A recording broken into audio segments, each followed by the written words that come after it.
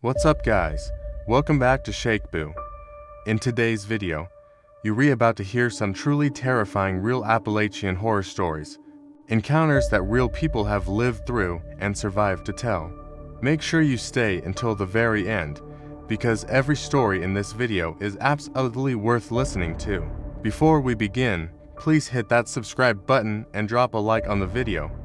It really helps the channel grow, and I appreciate it more than you know. And let me know in the comments where you're watching from and what time it is right now. Alright, let's get into tonight's story.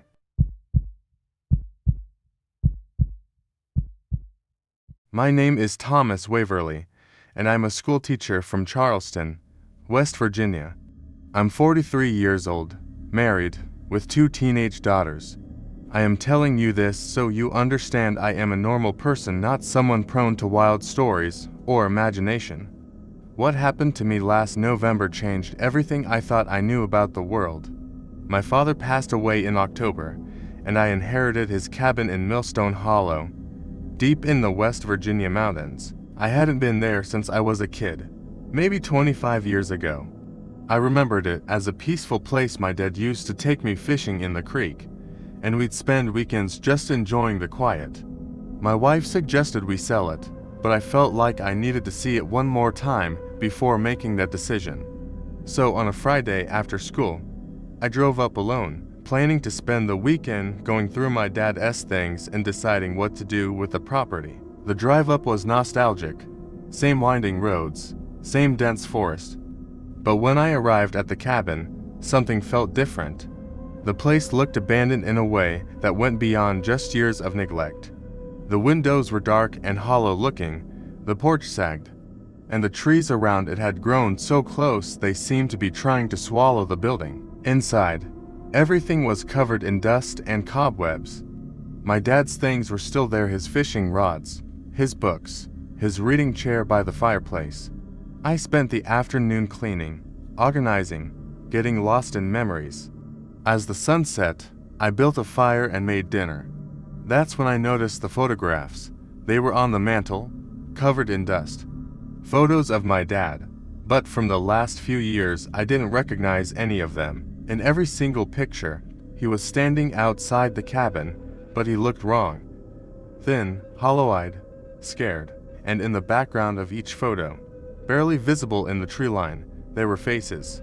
Dozens of them, pale, indistinct, watching the cabin from the darkness of the forest. I grabbed one of the photos and held it up to the firelight. The faces were clearer up close, they looked human, but their expressions were all identical, blank, waiting. I told myself it was just a trick of the light, shadows on trees. But my hands were shaking. That night, I couldn't sleep. Around midnight, I heard tapping on the windows, not wind, not branches. Deliberate tapping, like fingers on glass. Tap, tap, tap. Moving from window to window around the cabin.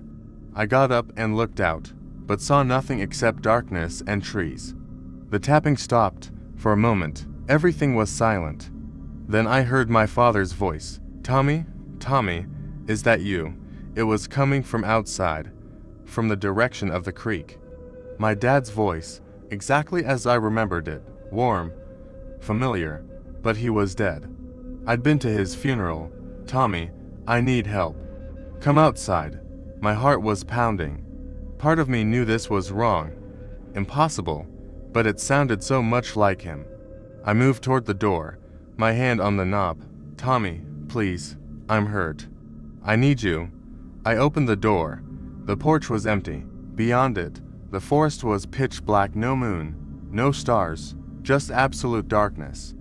But I could hear movement out there, branches snapping, leaves rustling. "Tommy, I'm at the creek. Come find me." I grabbed a flashlight and stepped off the porch. The beam of light seemed to be swallowed by the darkness, barely penetrating 10 feet. I walked toward the sound of the creek, following my father's voice. "That's it, Tommy. Keep coming." Almost there. Something was wrong with the voice now. It was still my dad, but there was an echo to it, like multiple people speaking slightly out of sync. I stopped walking. In the beam of my flashlight, I saw the first face. It was pressed against a tree trunk, about chest height. A man's face, middle-aged, with that same blank expression I'd seen in the photographs. His eyes were open but unseeing. His mouth moved, forming words without sound. I swung the flashlight to the left, another face, on another tree. Then another, and another. They were everywhere. Dozens of faces, maybe hundreds, pressed into the bark of every tree surrounding me. Some were high up, some near the ground. Men, women, children, all with that same empty stare. "Tommy, why did you stop?" The voice was coming from directly behind me now. I spun around, and there was my father. He was standing at the edge of the flashlight beam, wearing the same clothes he'd been buried in. His face was gray and sunken, and when he smiled at me, his mouth was too wide. "I've been waiting for you," he said. "We've all been waiting." The faces on the trees began to move. Their mouths opened in silent screams. Their eyes tracked me as I backed away. "You belong here now, Tommy, with us, in the trees." My father stepped forward, and I saw that his feet weren't touching the ground. He was floating, drifting toward me like a balloon on a string. Behind him, the trees themselves were moving, bending, reaching for me with branch fingers. I ran. I don't remember much of the next few minutes. Just crashing through the forest, my flashlight bouncing wildly, showing me glimpses of those faces everywhere I looked. They were in the ground now, too, pressed into the moss and leaves. And they were emerging fingers pushing up through the earth, arms reaching. I reached my car and threw myself inside, locking the doors. Through the windshield, I could see them coming out of the forest, not just my father now, but all of them. Dozens of figures, emerging from the trees, their faces blank, their movements synchronized. They surrounded the car.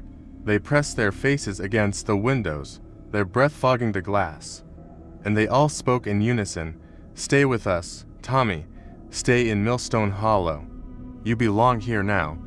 I started the car and floored it, not caring if I hit any of them. The tires spun, and then I was moving, careening down the dirt road, branches scraping the sides of the car. I drove until dawn. When the sun came up, I pulled over at a rest stop and called my wife. I told her I was selling the cabin. No discussion. I didn't tell her why. That was 8 months ago. We sold the property remotely. I never went back. The real estate agent said it was the easiest sale she'd ever done. The bear paid cash, sight unseen, and took possession immediately. When I asked who bought it, she said it was purchased by a trust. She couldn't tell me anything about them. Last week, I got a call from an unknown number. When I answered, I heard my father's voice, "Tommy, why did you leave?" "We're still waiting." I hung up, but the calls keep coming. Every few days, always at night, always the same message. And yesterday, my daughter came to me with a question that made my blood run cold. "Dad," she said, "why is Grandpa standing in our backyard?" I looked out the window. There was nothing there, but in the tree line at the edge of our property, just barely visible, I saw faces pressed into the bark. They followed me home. God help me, they followed me home.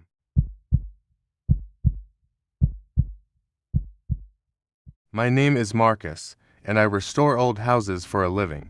I've worked on historic homes all over Tennessee and North Carolina, antebellum mansions, Victorian estates, even a few log cabins from the 1700s. I've seen every kind of structural damage, water intrusion, and rot you can imagine. I'm not easily spooked, but the house on Raven Ridge broke something in me. I got the job through a referral last spring. A lawyer contacted me on behalf of an anonymous bear who depurchased a property site unseen at a tax auction. It was an old homestead, built in the 1880s, abandoned for at least more than 40 years. The bear wanted it stabilized and assessed. They were considering a full restoration. The pay was generous, almost too generous, but I needed the work, so I took it. The drive up to Raven Ridge was a nightmare. The road had washed out in places, and I had to drive through a creek bed for the last half mile. The house sat in a clearing surrounded by dense forest, and from the outside, it looked remarkably intact for something so old. 3 stories, weathered clapboard siding, a wraparound porch. The windows were dark and empty.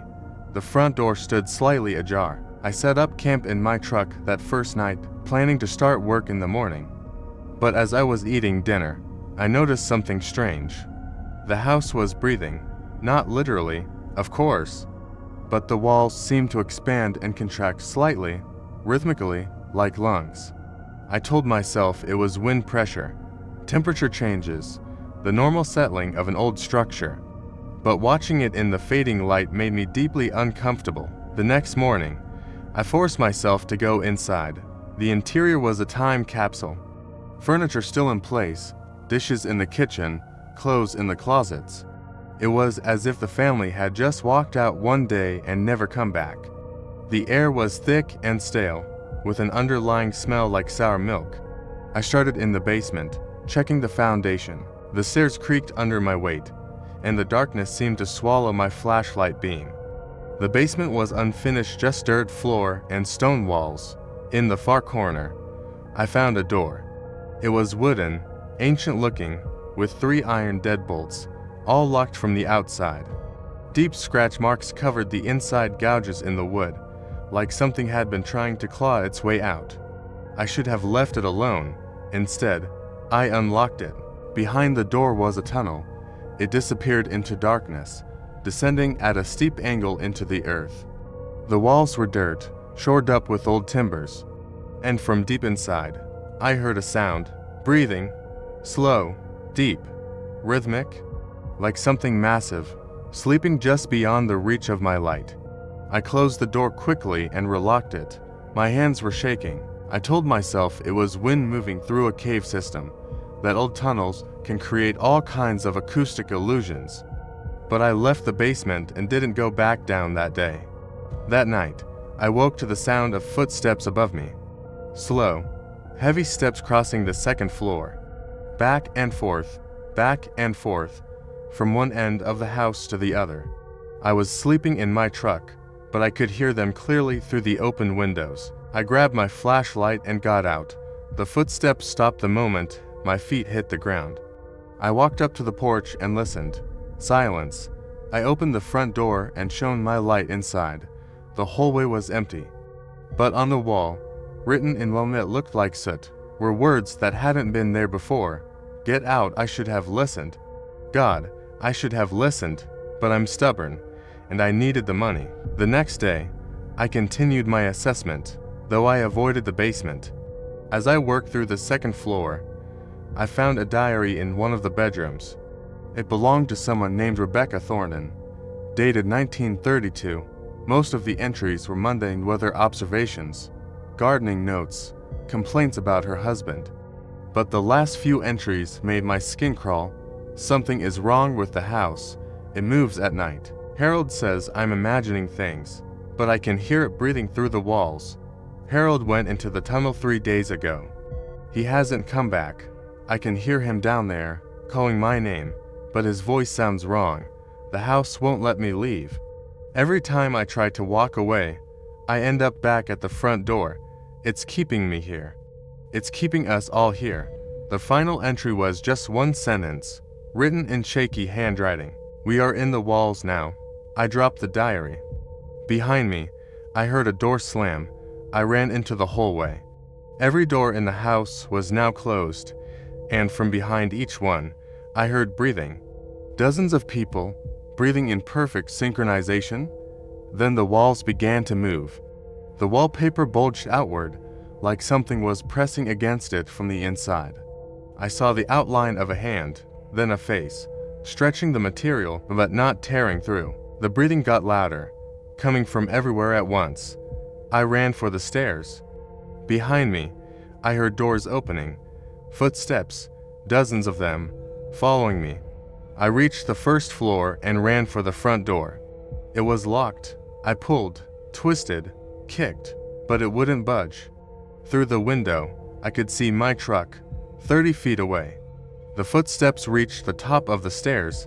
I turned around. They were standing there, figures, human-shaped but wrong, their skin gray and papery like the wallpaper. They had no features, just blank faces with dark holes where their mouths should be, and they were all breathing in that same rhythmic pattern. One of them spoke, but its mouth didn't move. The voice came from inside its chest. "You're home now. You can rest. You can stop running." They started down the stairs toward me. I grabbed a chair and smashed through a window, cutting my arms on the glass. I didn't care. I climbed through and ran for my truck, my feet slipping on the wet grass. Behind me, I heard the house exhale. The windows went dark. The front door swung open, and dozens of those figures poured out, moving in that same synchronized way. I reached my truck, got in, and drove. I didn't look back until I hit the paved road. When I finally allowed myself to check the rearview mirror, the figures had stopped at the edge of the property, standing in a line, watching me go. I never went back. I called the lawyer and quit, told him I couldn't do the job. He didn't argue, just said he'd find someone else. But here's what keeps me up at night. 3 weeks ago, I got a letter. No return address. Inside was a photograph of my house, my actual home, where I live with my wife and son. On the back, written in that same shaky handwriting from the diary, was a message: "We followed you home. We're in your walls now. Listen, I burned the photograph. But late at night, when the house is quiet, I can hear it, breathing."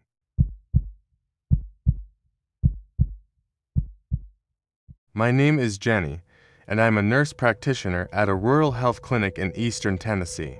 I moved here 3 years ago from Nashville, looking for a slower pace of life.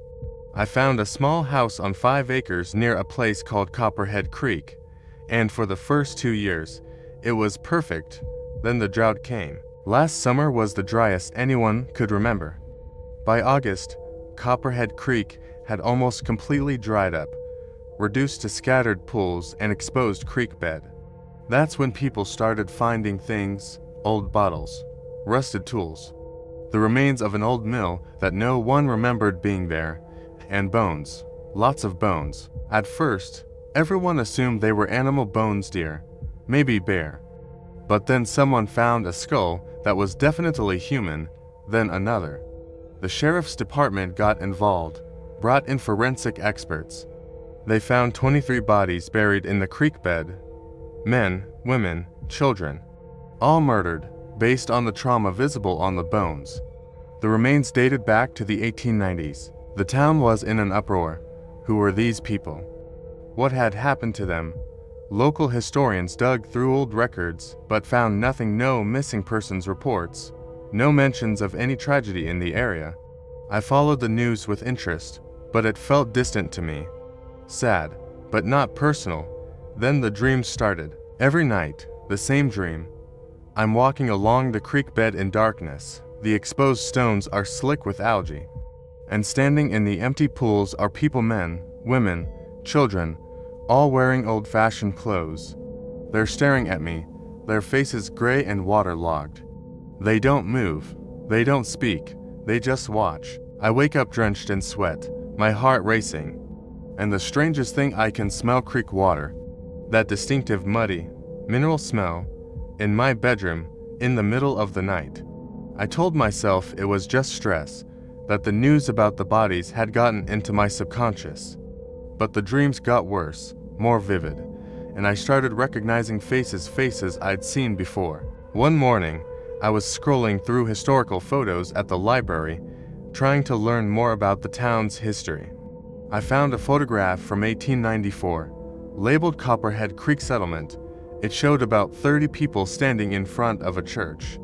Every face in that photograph had been in my dreams. My hands started shaking. I checked the date, August 1894. I searched for more information and found a single newspaper article from a town 40 miles away, dated September 1894. Entire settlement near Copperhead Creek has vanished. Approximately 30 residents missing.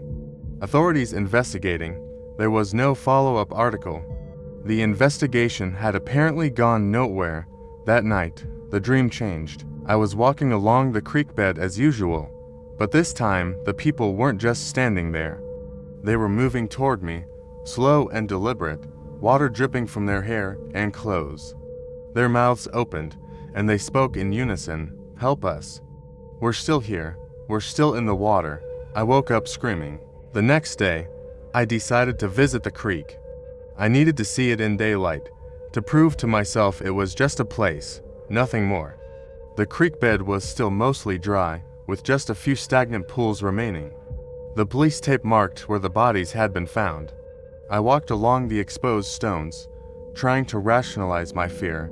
That's when I saw the first one. In one of the remaining pools, about waist deep, something was floating just beneath the surface. It looked like a face, pale and distorted by the water. I leaned closer, and it moved, rising slowly toward the surface. It was a woman's face, gray and waterlogged, her eyes open and staring.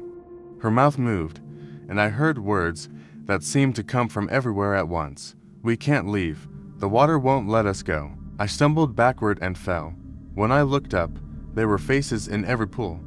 Dozens of them, floating just beneath the surface, all staring at me. I ran. Behind me, I heard splashing, like dozens of people climbing out of the water. But when I looked back, there was nothing, just empty pools and dry stone. I went to the sheriff. I told him what I'd seen.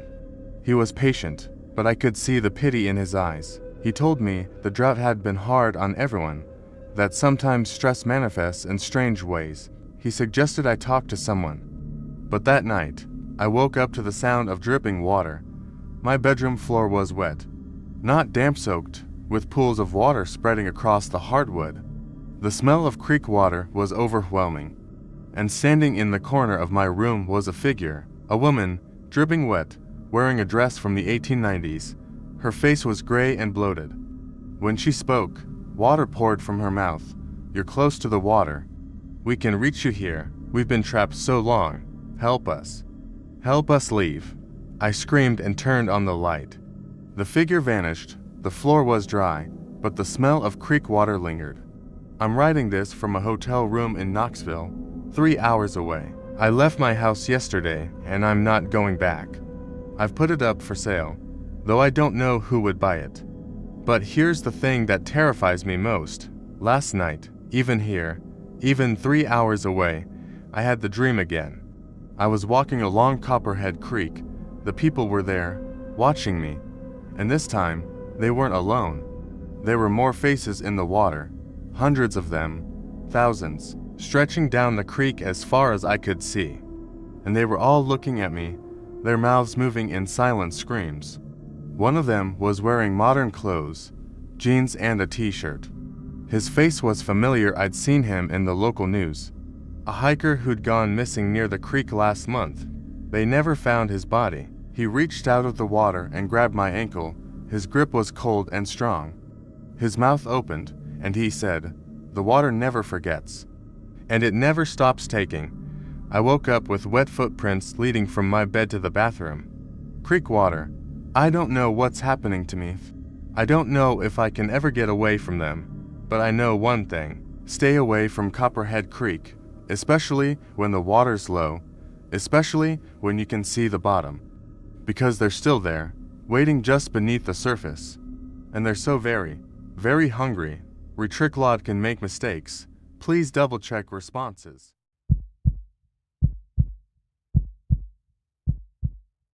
My name is Mark, and I work as a surveyor for a civil engineering firm in Bristol, Tennessee. In March of 2021, I was assigned to survey a proposed development site in the mountains near the Virginia border. The property was about 200 acres of forested land that a developer wanted to turn into luxury cabins.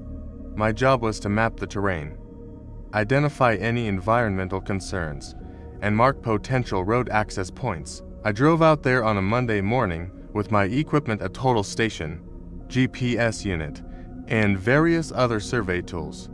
The property was accessible via an old fire road that hadn't been used in years. The gate was unlocked. The realtor had given me the combination, and I drove my truck about a mile up the mountain before the road became too overgrown to continue. I parked and continued on foot. The fire road was still visible, but barely. Saplings had grown up through the gravel, and in some places, erosion had carved deep gullies across the path. I walked for about 30 minutes before I reached the main body of the property. It was beautiful land, steep slopes covered in hardwood forest, a small creek running through a hollow, good southern exposure. Perfect for development from an engineering standpoint. I spent most of the day setting up survey points and taking measurements. Around 4 p.m., I decided to hike up the fire road to see where it led. According to the property map, the road continued for another 1.5 miles before dead-ending at an old fire tower. The road climbed steadily, switching back and forth across the ridgeline. I was making good time, and the weather was holding cool but dry, with partial cloud cover. After about 40 minutes, I saw the fire tower. It was a steel structure, maybe 60 feet tall, with a small cabin at the top. The whole thing was rusted and clearly hadn't been maintained in decades. A chain link fence surrounded the base, but the gate was hanging open. I walked up to the fence and looked around. There was a small clearing with the remnants of a parking area and what might have once been a shed or storage building.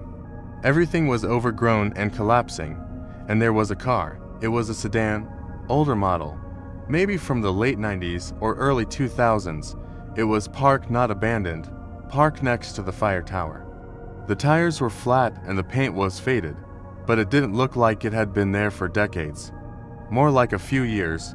I walked over to the car and peered through the windows. The interior was surprisingly clean. No trash, no debris, no signs of damage. The keys were in the ignition. I tried the door. It was unlocked. I know I shouldn't have gotten in. I'm a surveyor, not a cop. But curiosity got the better of me. I opened the door and sat in the driver's seat. The car smelled musty, but not rotten. There was a light layer of dust on the dashboard. The radio was on, not playing, but powered on, the frequency dial set to a static-filled AM station. I turned the key. The engine turned over, not started, but turned over. Like the battery still had some charge after all these years. I took the key out of the ignition and pocketed it. I'm not proud of that. I don't know why I did it. I got out of the car and looked around the clearing again. That's when I noticed the path. It wasn't on the property map. It was a narrow foot trail leading away from the fire tower into the woods to the north. Recent, too, the undergrowth was trampled, and there were fresh boot prints in the mud. I followed it. The path wound through the forest for maybe 200 yards before opening into another small clearing. And in the center of the clearing was a structure. It wasn't a building, exactly. It was more like a frame, rough-cut logs lashed together with rope and wire, forming a skeletal cube about 8 feet on each side.